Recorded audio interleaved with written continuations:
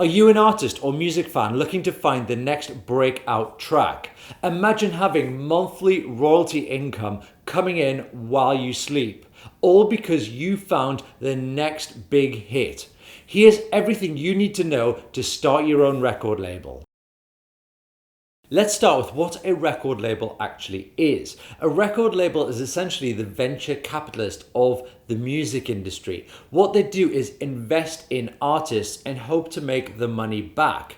So they look for artists where it's a good business proposition and they sign a contract and invest money in them, hoping to make it back over the long term. That could be royalties through streaming, radio play, it could be through getting a sync deal where the track gets licensed, or it could be through selling merch or sponsorships or selling tickets to live shows. So all of these possibilities for them to make their money back. But the skill in it is being able to find those artists, advise them and push them to the next level by using their experience, by using their money and by using their contacts. Previously, part of a record label's job would be to collect the royalties on behalf of the artist. So there'd be a record label and a publisher. But because of distributors, you don't really need to do that. The distributors do all the work for you to collect the royalties using their advanced systems, which can detect where all of the songs have been played across digital streaming platforms, across synced on YouTube, for example,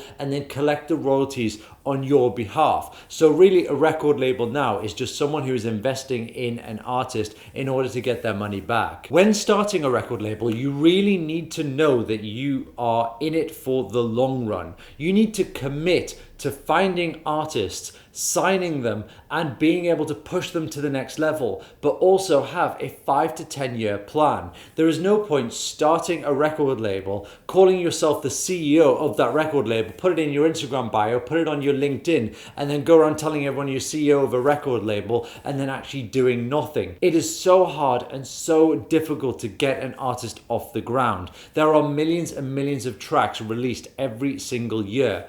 Who says that yours is going to be one of them, and why is it going to be one of them? So you need to have at least a 5 to 10 year plan. Even when an artist breaks out, the money doesn't come back straight away. It can actually take years for you to actually start making decent money from these artists as they break and get bigger and bigger and bigger. So you need to have a 5 to 10 year plan and understand that in the short term, you're not going to make any money from this. First, we're going to start off with setting up your record label. And the first thing you're going to need is a brand and a name. And don't worry about the name. Don't worry about the brand. Just pick something. You can always change it later down the line. A lot of people, when they're starting a company or a record label or an artist, they will think so long, I'm talking weeks, months, about choosing their name. Just pick one. You could always change it, and if you don't like it, you just become it anyway, and it just rolls off the tongue and people refer to you as that name, whatever you've chosen. It is what you stand for and what you do that does the talking. Look at companies like Google, Yahoo, Uber, Burstimo. When we first started this company, Maddie didn't even like the name, but you end up just becoming the name. And we gave ourselves 5 minutes to come up with a name, and that was it. Because once that 5 minutes is up, that is your name and it is done, and you roll with it and move on to the things that matter. Move on to the things that move you forward, and then it becomes your brand, and that is you. And people don't even think that deeply about what you are called. And don't worry about having a fancy website, having a fancy brand. Record labels don't tend to have a strong brand. In fact, I've noticed that a lot of record labels, they don't even want to have a good website. All they do is, if you go onto their website, they just have the .com, and you go on and you look at their logo and that's their website. And the reason for that is they don't even want submissions. There are so many artists out there trying to get signed that they are inundated with submissions of tracks, and they want to get their submissions from sources that they trust. So don't even worry about having a fancy website, because most of the big players in the game don't even have a website. And the same goes for location. Yeah, sure, back in the day, you'd have to be in either London, New York, LA to be in the music industry. Now everything is digital anyway. You send all of the contracts across email. You have all of your meetings on Skype. So it doesn't really matter. And as long as you can communicate with your artists and you can hear their tracks, then it really doesn't matter where you're located. Of course, face-to-face meetings will be helpful, but you don't need them every single day. So don't go moving premises to these big, expensive cities just because you want to be able to have that city on your website and say, I'm based in New York and I have a record label. That's a complete waste of money. Understand where you are and don't try to look bigger than you actually are, because you're going to look to sign artists who believe in you and you believe in them for the right reasons, not because you have glitz and glamour surrounding you. The first thing you're going to need to do as a record label is have your preferred distributor.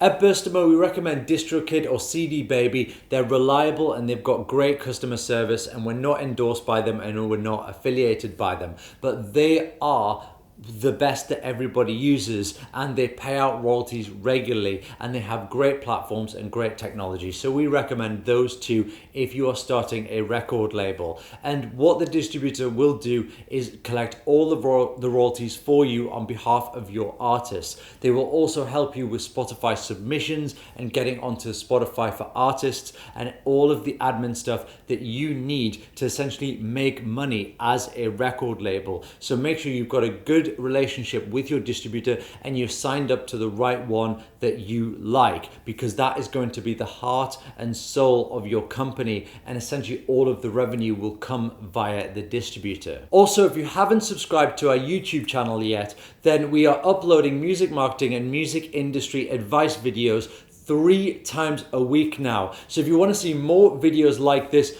do subscribe. Now, the next thing I'm going to get onto is actually approaching artists and finding artists. But what I want to discuss first is getting everything in line before you approach them. And that's going to involve contracts. You're going to need to get all of your contracts in a line and know that they are watertight, because if one of your artists blows up and they can get out that contract, as good and loyal as they are, and you've got a strong relationship, sometimes money can sway people. So be sure to have a watertight contract.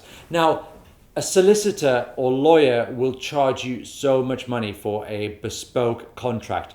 You don't need that. There are tons of free resources out there that will help you create a contract. You've got themusicsite.com, who have lots of good contracts and templates you can use, or you can use lawdepot.com, which I think costs about $40 for a contract.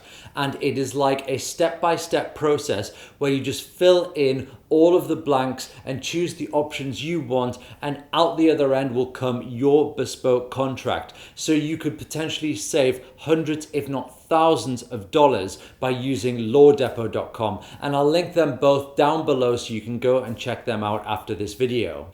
In terms of how much to take from artists and how you structure your deals, it's kind of up to you. So if you want to take 50% of your artist's royalties, you can do it. If you have an artist that accepts that deal, then they are happy with that deal, then that's fair enough. Most labels will take somewhere between 15% and 20% of royalties. Some of the major labels will go as high as 30% of royalties and overall income.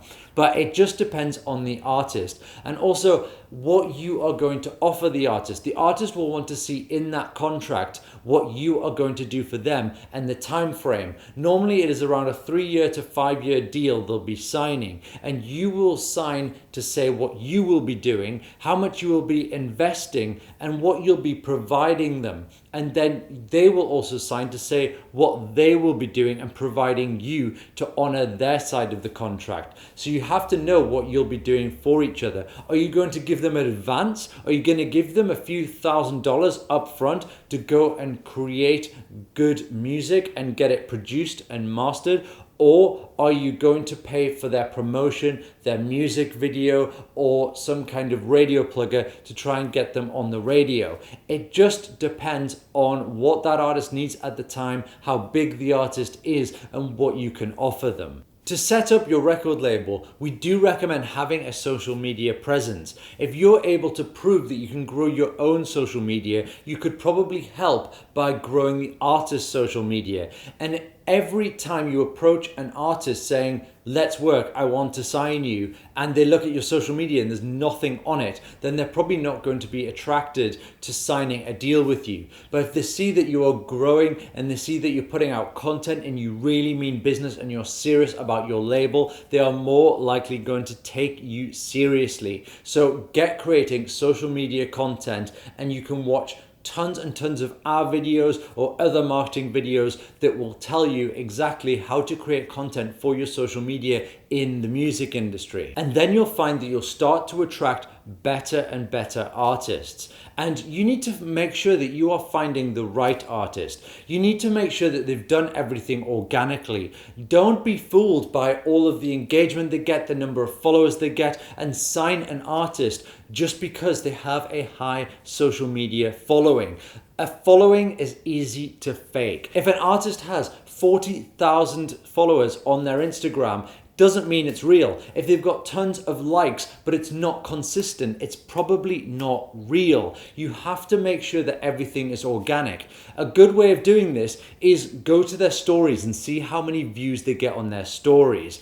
If it is organic and it's a real artist and you're about to sign them, they will show you how many story views they get. If you've got 40,000 followers, you should get about 2,000 to 4,000 views on your stories. If you just see a couple of hundred, the chances are they've been faking their numbers to make them look bigger. And there are tons of services out there that will fake the numbers and fake the likes. So look for consistency, look for organic comments as well. On each post, they will have organic comments if they've managed to build a full community. And a lot of artists do fake it because they panic when they think that it doesn't look right if they don't have thousands and thousands of followers. And they will happily let you give them money and invest in them based on those numbers. So investigate thoroughly before you sign them. You also need to know that this artist is a viable business opportunity, because good music doesn't necessarily mean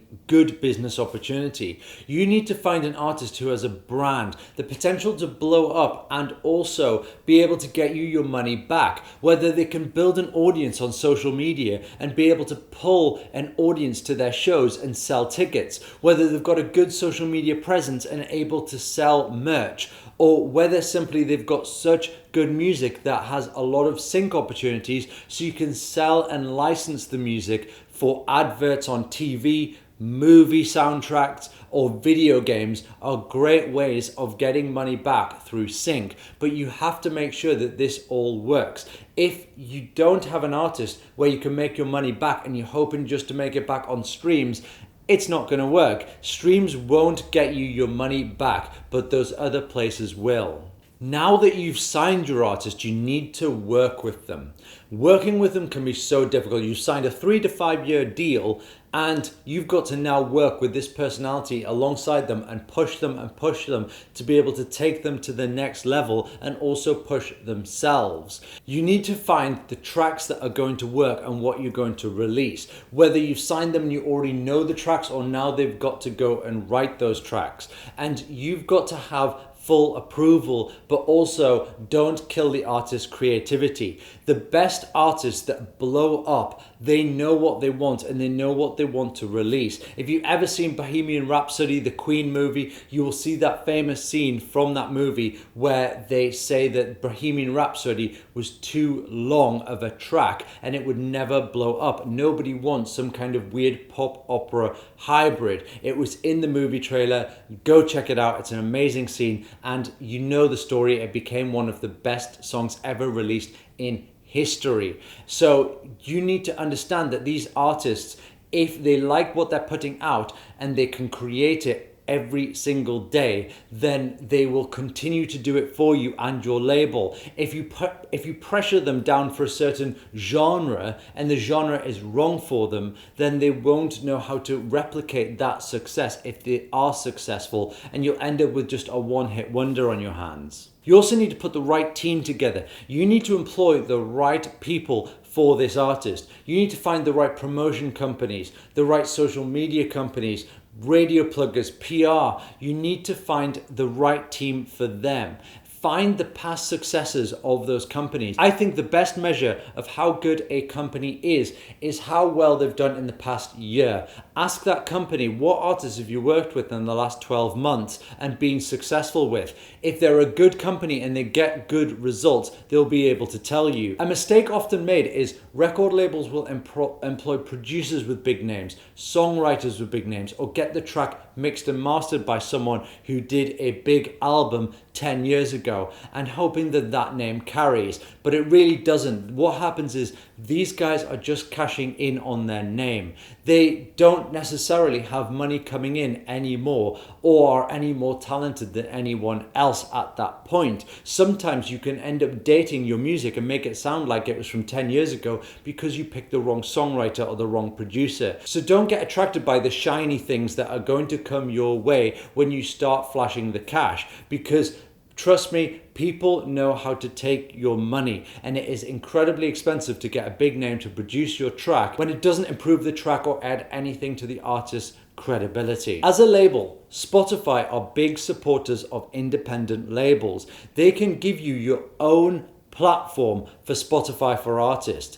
There's the artist side of things and there's the label side of things. And once an artist is released through you, you then get your own label profile. And this gives you priority submissions to the curators because obviously you've spent money on these artists and you are promoting them, so they want to know who are the next big artists. So make sure you get on Spotify for Artists, because if you get added to a Spotify official playlist on New Music Friday, it could blow up your career. I hope you found this video useful. If you have, give it a thumbs up. If you want to see more music marketing videos like this, subscribe, and we'll see you in the next one.